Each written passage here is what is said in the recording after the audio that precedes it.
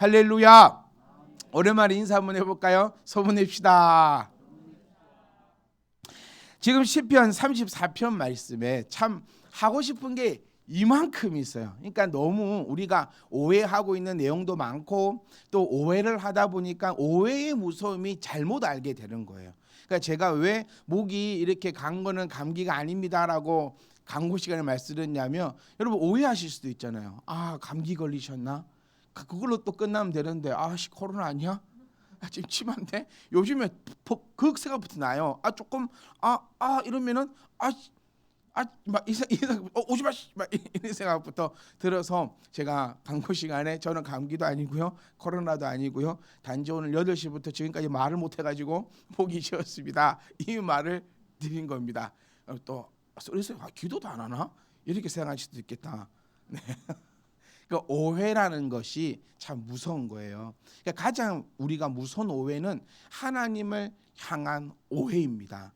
그러니까 우리가 왜 하나님을 향해서 오해할 수 있냐면, 말씀을 제대로 보지 못한다. 이 말씀을 또 왜 제대로 보지 못할까? 우리 생각을 해보면요, 첫 번째는 말씀을 제대로 못 봐서요. 그래요. 그러니까 무슨 얘기냐면 지혜가 없어서요. 하나님 말씀은 여러분 정말 어렵습니다. 정말 어려워요. 나만 어려운 게 아닙니다. 어렵지 않다는 분이 있으면 그분이 문제가 되는 거예요. 어떻게 하나님 말씀이 어렵지 않을 수가 있습니까? 신의 언어를, 신의 말씀을 인간의 언어, 인간의 문자로 표현을 했는데 이게 어떻게 쉬울 수가 있어요? 그리고 더 나아가서는 우리가 인간적으로 얘기해도요, 2000년, 3000년, 5000년 전 이야기입니다. 이게 어떻게 쉬울 수가 있어요? 그리고 더 다 하나님의 말씀은 하나님의 비밀이다, 즉 열쇠가 있어야만 열 수 있다, 이렇게 표현되고 있는 것처럼 정말 꽁꽁꽁꽁 싸매어져 있어요. 그리고 또 우리가 보고 있는 이 한글 성경은 번역이 되어버린 겁니다. 번역은 아무래도 오류가 있고 실수가 있고 그런 사건들이 많아요. 그렇기 때문에 우리가 말씀을 오해하기가 딱 좋아요. 그리고 또 오해할 수밖에 없는 것은, 내가 가지고 있는 상식과 내가 가지고 있는 경험과 내가 가지고 있는 그 범위 안에서만 하나님을 보려고 하고, 또 내가 지금까지 신앙생활 해오다가 잘못된 것이 있을 수도 있잖아요. 여러분, 신앙생활뿐만 아니라 삶을 살아오면서도 우리 이런 말이 있어요. 그때는 맞았는데 지금은 아니다 라는 말이 있듯이 늘 다릅니다. 제가 엊그저께도 우리 다겸이 집에 가서 다겸이를 안고 기도하고 다겸이를 이렇게 보면서 제가 든 생각이 뭐였냐면, 제가 우리 찬빛 주니어 아이들을 제가 제 품에 안았을 때는 제가 30대 초반이었어요. 근데 이제 다겸이를 이렇게 안을 때는 이제 40대가 되었어요. 그 느낌이 다르더라고요. 그러면서 제가 찬빛 주니어 아이들을 기억하면서 기도하면서, 내가 미안하다, 내가 너희들을 좀 강하게 했구나, 내가 그때 내가 괜히 하준이를 혼냈어, 내가 그때 괜히 희호를 혼냈어, 다겸아 나는 너는 좀 덜 혼날란다, 이 생각을 하게 되더라고요. 그러니까 그때는 맞았는데 지금은 다르다라는, 지금은 아니다라는 것이 인생이에요. 그런데 우리 신앙만큼은 안 그러시는 것 같아요. 그러니까 뭐 진짜 목사님들이 되고 장로님들이 되고 권사님들이 되고, 이거는 계급이 아니라 했잖아요. 그러니까 그만큼 장로님이 되고 권사님이 되고 집사님이 되었다는 것은 그만큼 신앙의 경륜이 높아요. 그런데 이게 장점도 있는데 단점은 뭐냐면 안 바꾸어요. 예전에 잘못되었은 거 지금 말씀으로 알려드리고 가르쳐드리고 깨닫게 되면 예전 것을 싹 지워버리고, 보라 새 것이 되었다라고 돼야 되는데, 아니야 난 그렇게 안 배웠어, 아니야 나는 평생 그렇게 신앙생활 안 해왔어 라는 것, 고집과 아집으로 똘똘 뭉쳐서 바꾸지 않고 듣지 않고 변화하지 않으려고 하니까 하나님에 대해서는 오해할 수밖에 없다라는 겁니다. 이번 일주일간 어떠셨습니까? 마음이 상한 자를 고치시는 그 주님, 그 마음 상함이 과연 무엇인지 우리는 바로 알았으면 좋겠어요. 마음이 상한 자를 고치시는 주님, 그 찬양을 들으면서 과연 저들은 이 마음이 상한다는 것이 무엇인지를 알고는 찬양을 할까? 우리가 흘리는 그 눈물이 진짜 남편, 자식, 돈, 건강, 이것 때문에 마음이 상해서 흘리는 눈물이 아니라, 하나님을 알면서도 하나님 앞에 바로 나가지 못하는 나의 모습 때문에 과연 우리는 눈물을 흘리고 있을까? 성도의 눈에서 나오는 그 눈물은 나의 인생의 한탄 때문에 나오는 눈물이 아니길 원합니다. 유행가를 들어도 눈물이 나옵니다. 요즘에 그렇지 않습니까? 저는 유행가를 들어도 눈물이 나오더라고요. 인생을 돌아보게 되고 이 유행가 가사 하나하나 그것과 이 말씀을 통해서 흘려지는 눈물은 달라야 합니다. 내 인생 때문에 내 인생이 한탄해서 흘러나오는 눈물은 유행가 들으면서 흘리시고 소설 보면서 흘리시고 드라마 보면서 흘리세요. 이 말씀을 통해서 우리가 성도의 눈물은 나의 이 죄성과 나의 이 부족함 때문에 우리가 눈물을 흘려야 된다는 겁니다. 오늘 우리 교동문을 읽으면서 저는 너무나 또 큰 은혜를 받아버렸습니다. 이 세상 만물이 하나님의 것이 아닌 것이 어디 있습니까? 그런데 우리는 그것을 또 미처 잊고 살았던 그것에 대해 눈물 흘리는 그 성도의 눈물이 진짜 성도의 눈물입니다. 말씀을 보시면요, 하나님은 여호와는 마음이 상한 자를 가까이 하신대요. 근데 여기서 끝나면 안 됩니다, 여러분. 이거는 어느 정도 신앙생활 하신 분들은 다 할 수 있어요. 그런데 하나님께서 여기서는 가까이만 하시잖아요. 여기서 만족하지 마세요. 그럼 하나님은 어떤 자를 구원하시는 거예요. 가까이 하는 거하고 구원하는 거하고는 완전히 다른 의미가 됩니다, 여러분. 여기에 제대로 된 이해와 제대로 된 깨달음이 있기를 원합니다. 하나님은요, 내 아이의 죄 때문에 고통스러워하고 눈물 흘려서 마음이 상한 자하고는 가까이는 하시는데 구원은 하시지 않습니다. 하나님은 어떤 자를 구원하시냐? 마음이 상해서 그 다음은 우리는 뭘 해야 됩니까? 충심으로 통회하는 자를 하나님이 구원하십니다. 누가복음 말씀 보시면 삭개오라는 사람이 한 명 나옵니다. 다들 아시죠? 모르시면 제가 삭개오 설명해 드리려고. 네, 다 아시죠? 네. 삭개오는 우리가 기억하는 거는 키가 작고 뽕나무 위에 올라가서 주님을 바라봤던 자로 그렇게 기억합니다. 그런데 이 삭개오는 지금 시편에 나오는 이 말씀을 그대로 이해하고 이 말씀을 알았는지는 모르겠지만 그대로 실천했던 자가 바로 이 삭개오가 됩니다. 누가복음 19장 8절 말씀입니다. 삭개오가 서서 주께 여짜오되 주여 보시옵소서, 이렇게 표현을 합니다. 여러분. 주여 보시옵소서. 그러니까 이 내용은 이렇습니다.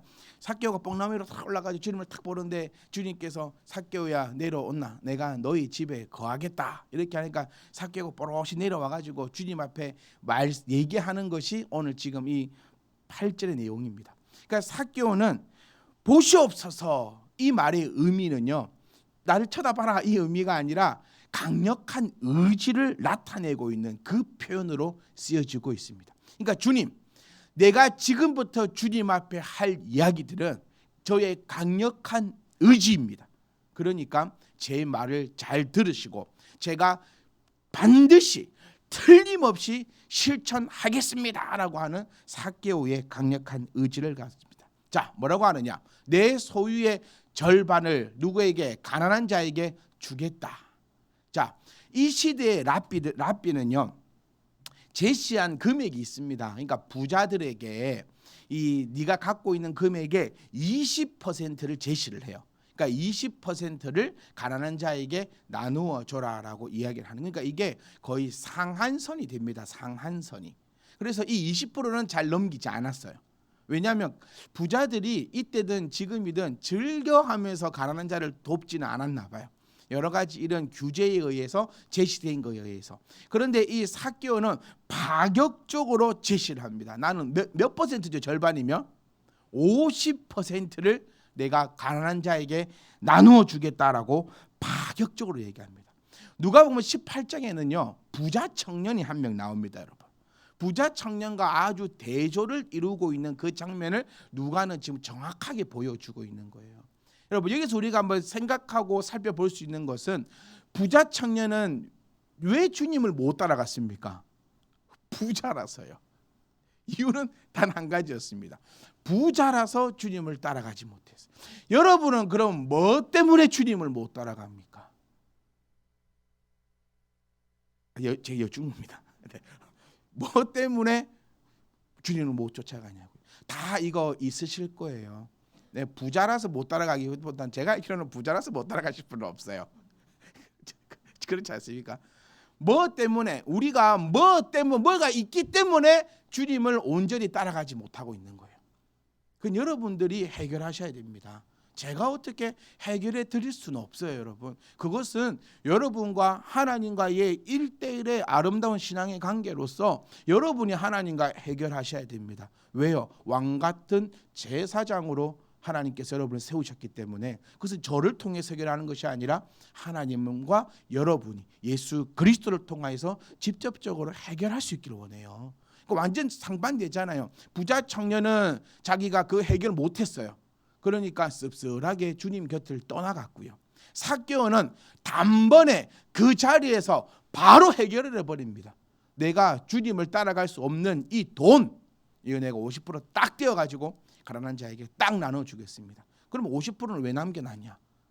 이 뭐 반만 그러면 해결하고 반은 해결 안 하나? 이 생각이 딱 들 수 있는데, 이 반은요 이제 또 자기의 문제를 해결하기 위함입니다. 자, 여기서 만일 이렇게 나오니까 우리는 또 이런 엉터리 설교가 있었어요.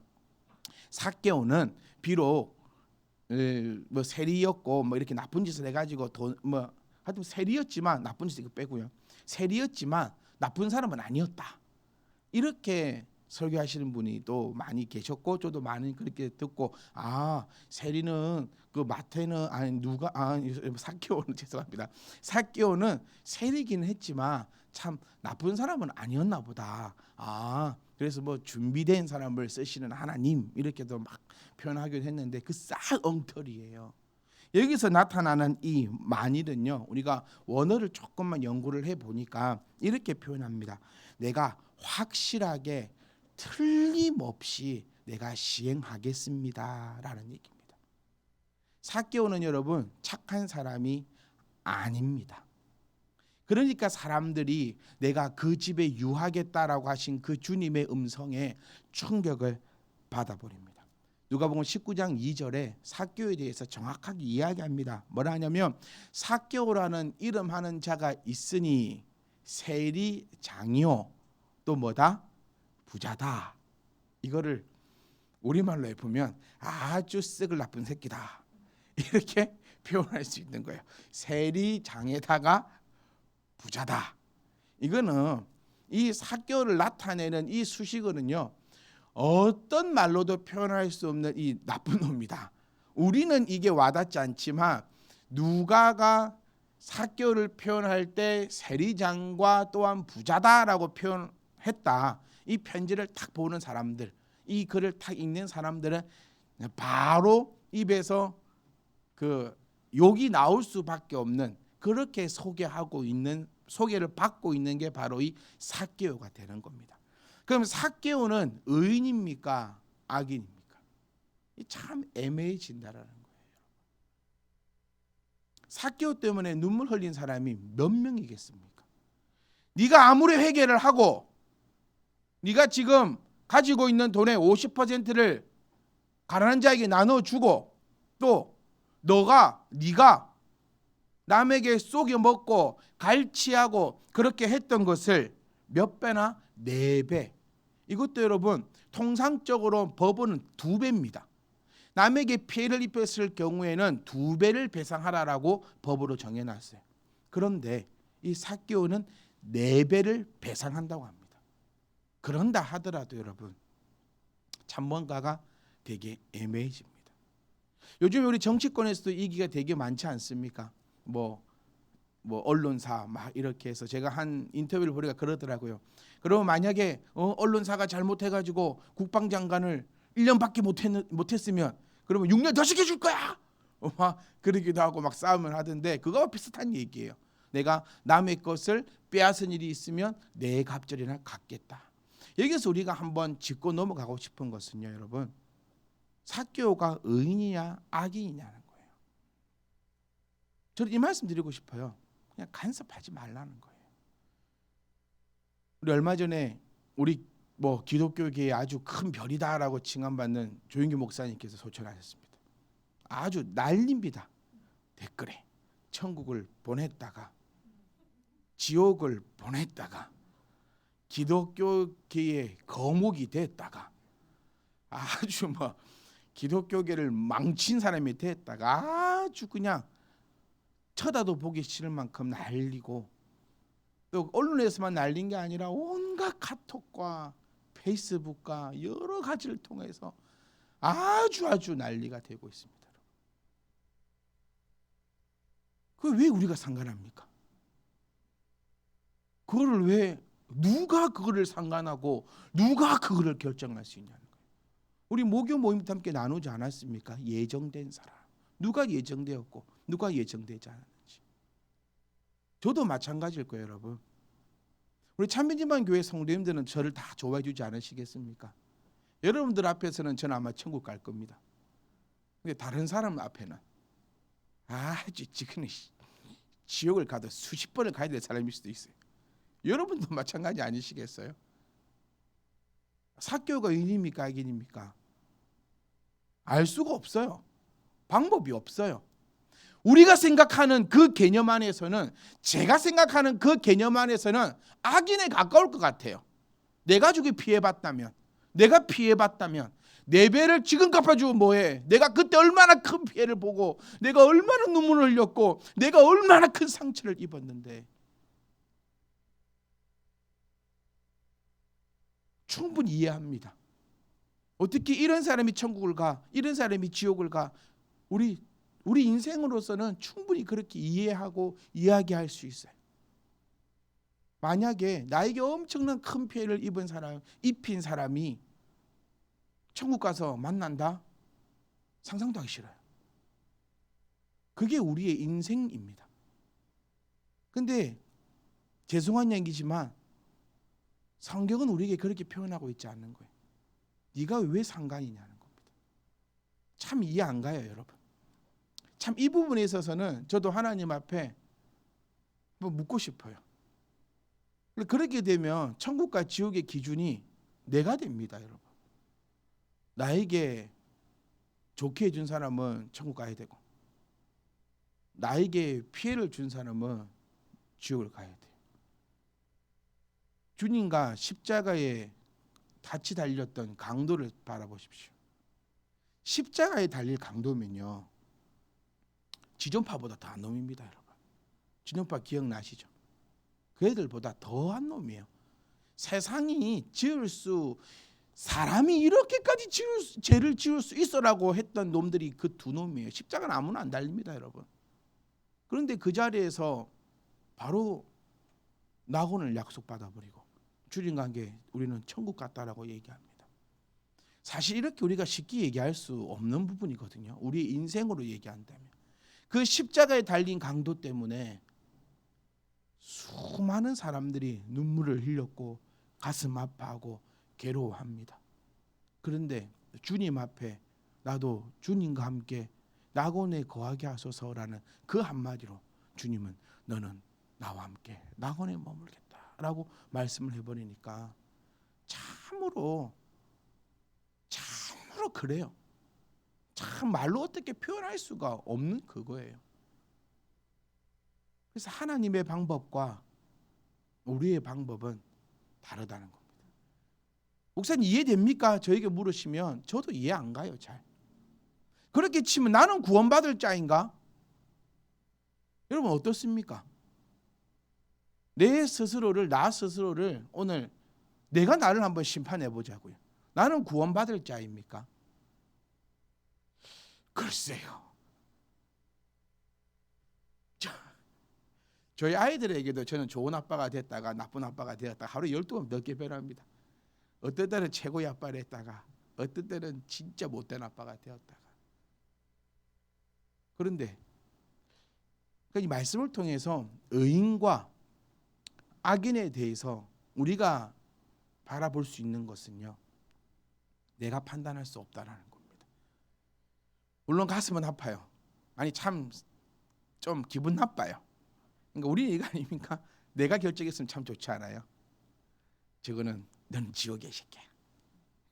그럴 수 있으면 그거 원하는 거 아닙니까? 저는 그걸 원하더라고요.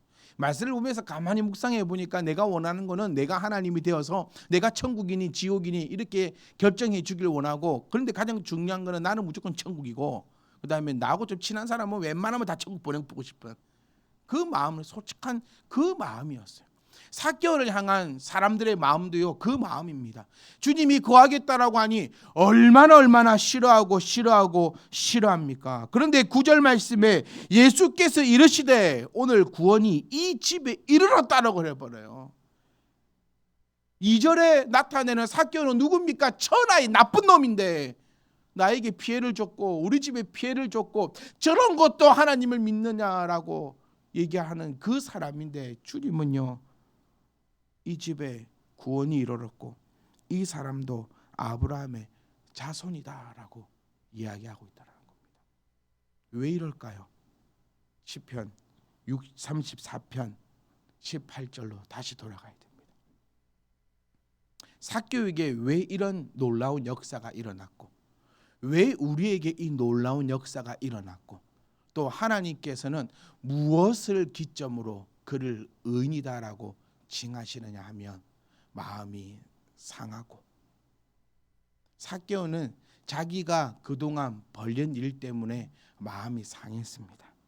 그 표현이 보시옵소서라는 표현으로 자기의 마음 상함을 주님 앞에 아뢰었습니다. 성도 여러분, 지금 다시 한 번 더 말씀드리고 싶어요. 정죄하는 마음을 좀 다 없앴으면 좋겠어요.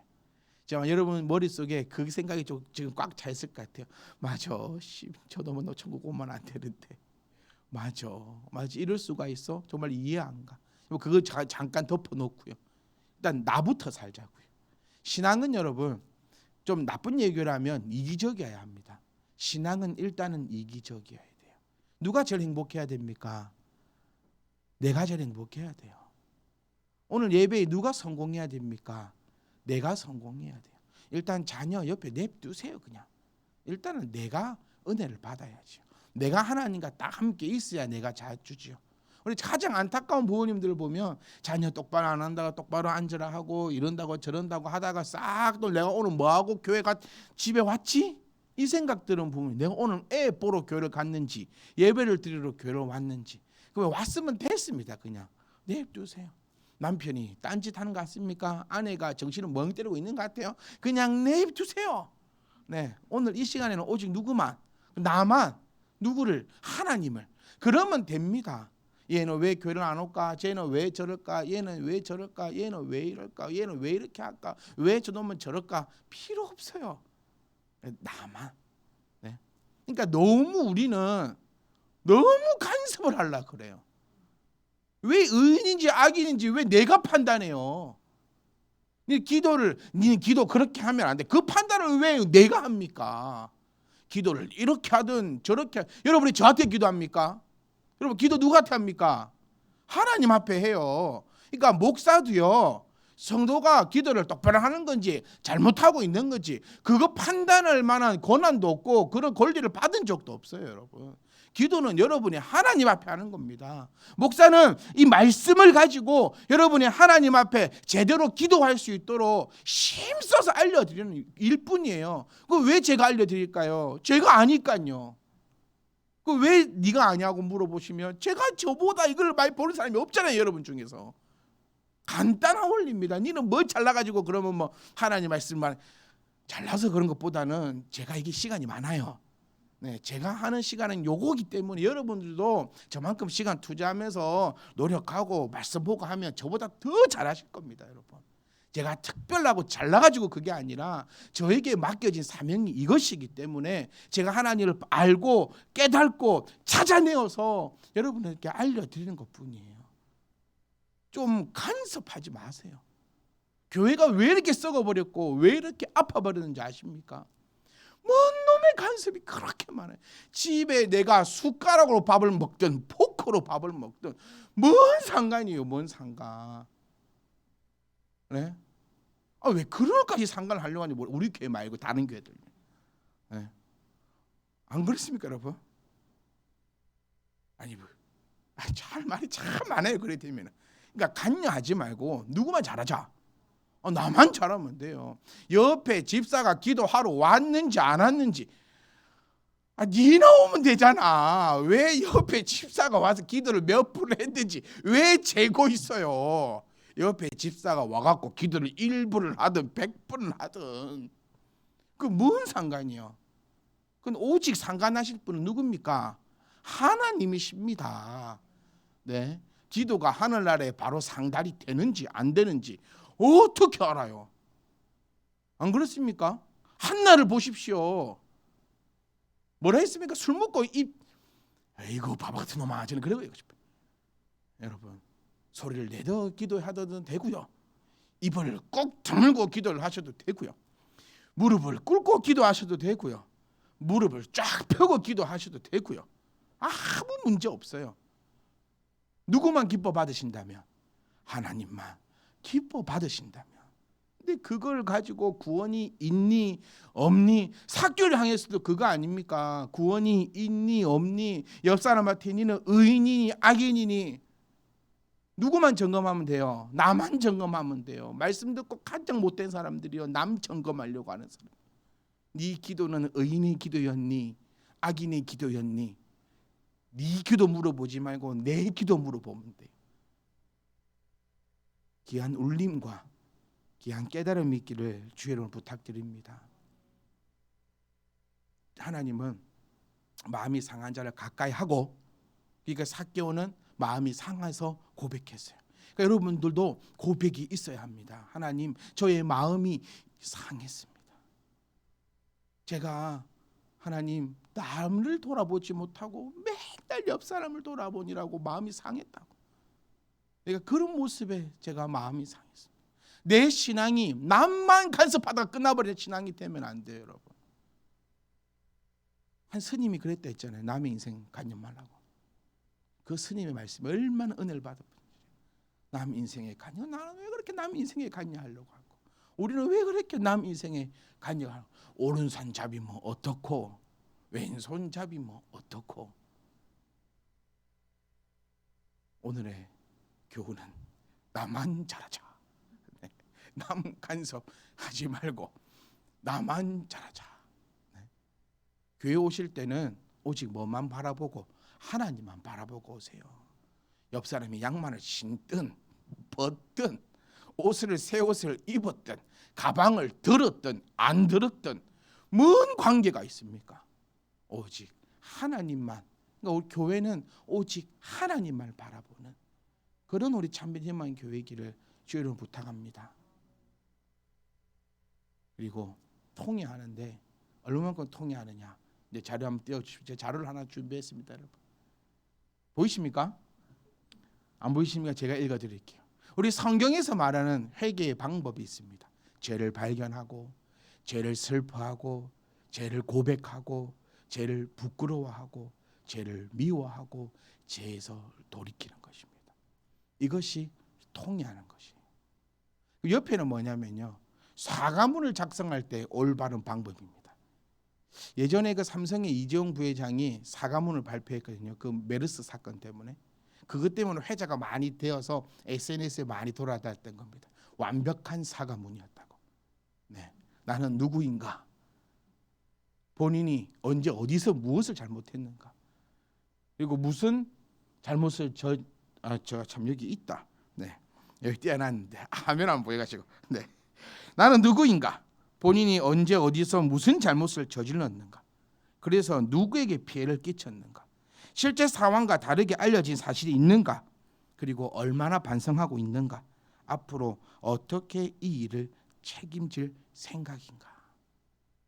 성경에서 말하는 회개의 6대 요소하고 사과문을 올바르게 작성하는 방법하고 이거 얼추 비슷합니다, 여러분. 여기서 제가 말씀드리고 싶은 바는 그겁니다. 뭐냐? 통회는 결코 쉽지 않다라는 거예요. 사과문을 적을 때 우리 이재용 부회장이 사과문을 적을 때 얼마나 많은 인재들이 모여가지고 적었겠습니까? 자기가 적었겠습니까? 잘은 모르지만 얼마나 많은 인재들이 모여서 머리를 짜내고 그렇게 해서 사과문 하나 적었겠습니까? 우리의 통해는 어떻습니까, 여러분? 삭개오의 통해를 보십시오.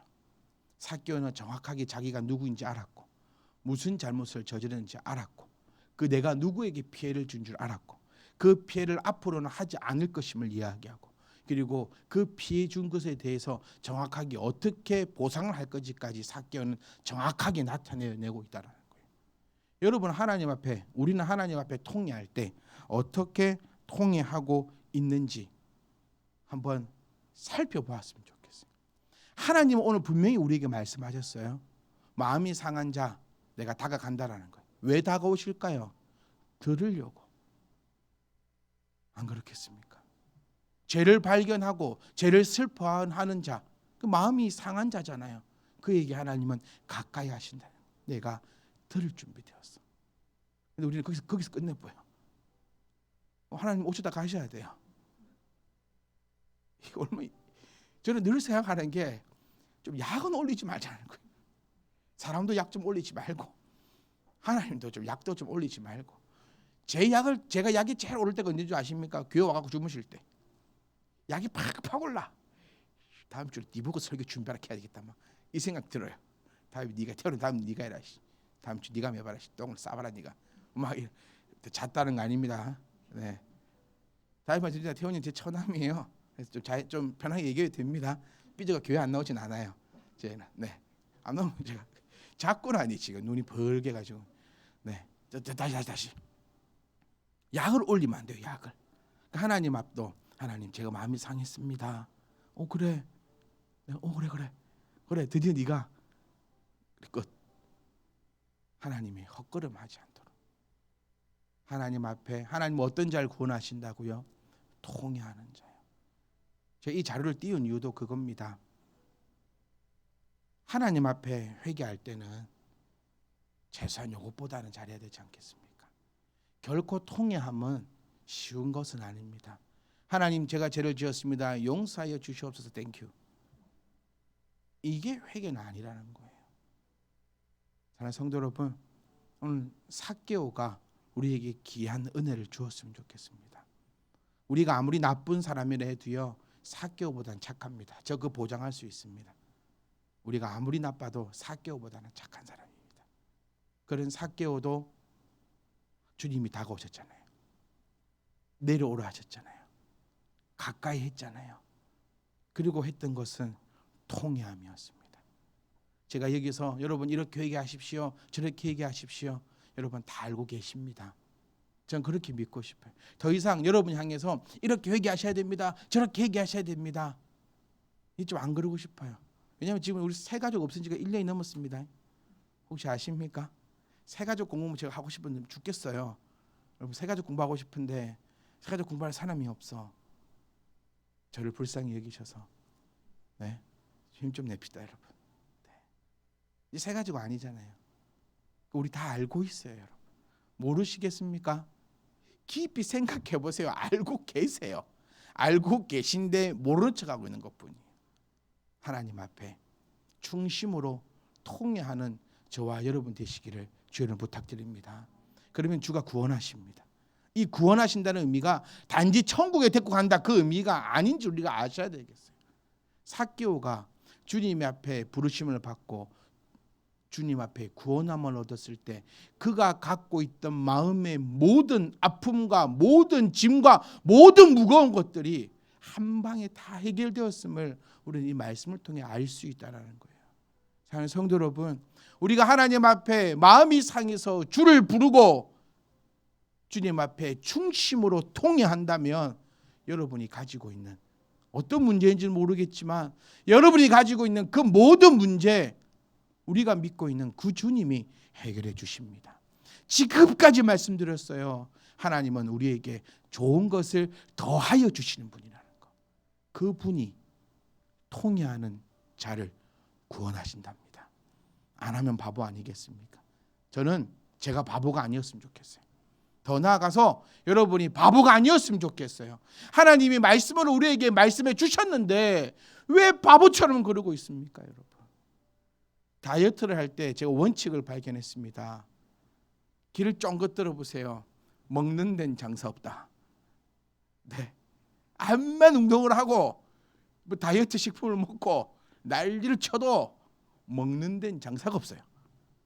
네. 안 하는 데는 방법이 없어요. 암만 능력이 아니라 그 능력의 할아버지를 여러분들에게 갖다 드려도 안 하면 방법이 없어요. 반대로 하면 그것이 능력이 됩니다. 사랑하는 성도 여러분, 오늘 시편 말씀을 통하여서 하나님을 완벽하게 알았습니다. 마음이 상한 자 주가 가까이 하신다. 그리고 중요한 거 충심으로 완전하게 통회하는 자, 어떤 자든지 간에 반드시 하나님은 구원하신다. 이 역사가, 이 능력이, 이 원리가 저와 여러분의 것이기를 주의로 부탁드립니다.